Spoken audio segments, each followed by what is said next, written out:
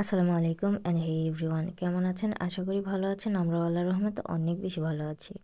উপর আল্লাহর অশেষ রহমতে শুরু হতে যাচ্ছে আমাদের নতুন আরেকটি দিন।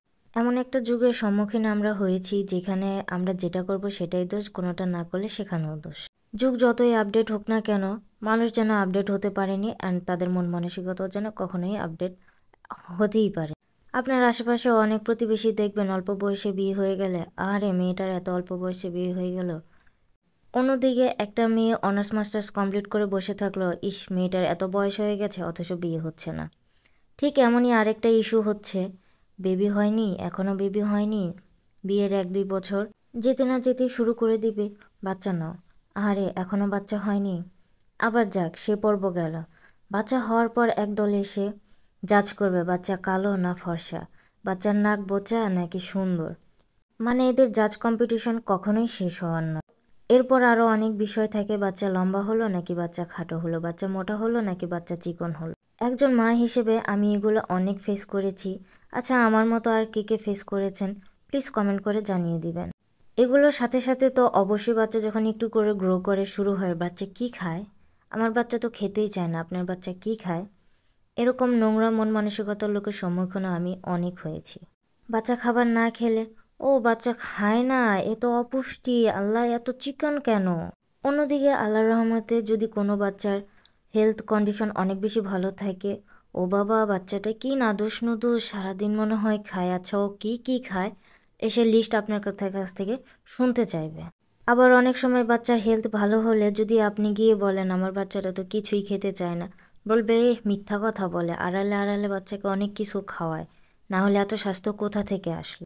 আবার ধরেন আল্লাহর রহমতে আপনার বাচ্চা ভালো মাশাল্লাহ খায়, বাট আপনার বাচ্চার খুব বেশি একটা স্বাস্থ্য নেই, সেখানেও এসেও কমেন্ট করবে বাচ্চা এত খাবার খায়, সেই খাবারগুলো কোথায় যায়, দেখতে এমন কেন, আল্লাহ কি পরিমাণ খায় তবুও দেখো কি পরিমাণ শুকনা, নাকি বাচ্চাকে খাওয়ানোর নাম করে মা নিজে একাই খায়।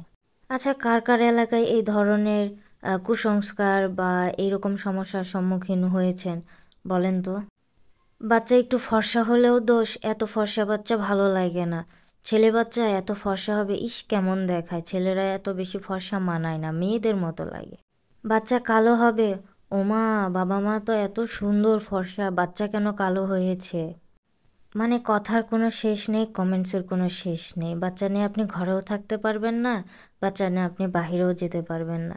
এই ধরনের কমেন্টসের মুখোমুখি আপনাকে হতেই হবে মাস্ট, কারণ আপনি একজন বাচ্চার মা, তাও আবার 2024 যুগে এসে।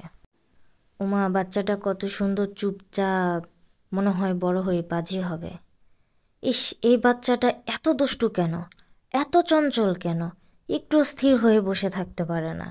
আসলে কি জানেন, এগুলো কথা শুরু করলে কখনোই শেষ হবে না। মফস্বল এলাকায় তো আছেই, যারা শহরে থাকে অবশ্যই তারাও এই ধরনের সমস্যার সম্মুখীন হয়েছেই।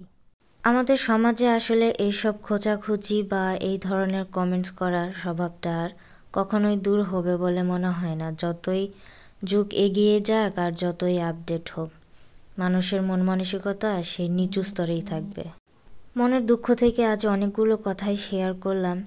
আসলে আমার বাচ্চাটার বয়স অনুযায়ী ওয়েট অনেক কম, আগে একদম খেতে চাইতো না, অনেক দৌড়াদৌড়ি করার পর যদিও বা একটু কিছু খায়। মানুষের এই সব কমেন্টের জন্য মনটা একদম নষ্ট হয়ে গেছে। দোয়া করবেন আমাদের জন্য যেন আমার শারাফ একদম 8-10টা বাচ্চার মতো ঠিক থাকে। অবশ্য আলহামদুলিল্লাহ ও অনেক অ্যাক্টিভ অ্যান্ড অনেক বেশি ফিট, অনেক কথা বলে।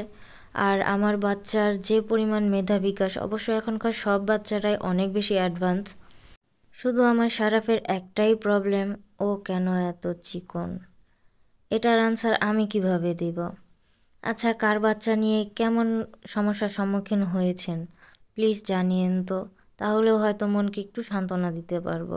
তো আজকের ভিডিও এই পর্যন্ত, সবাই ভালো থাকবেন, সুস্থ থাকবেন অ্যান্ড প্লিজ আমাদের চ্যানেলটা সাবস্ক্রাইব করে দিবেন। আল্লাহ হাফেজ।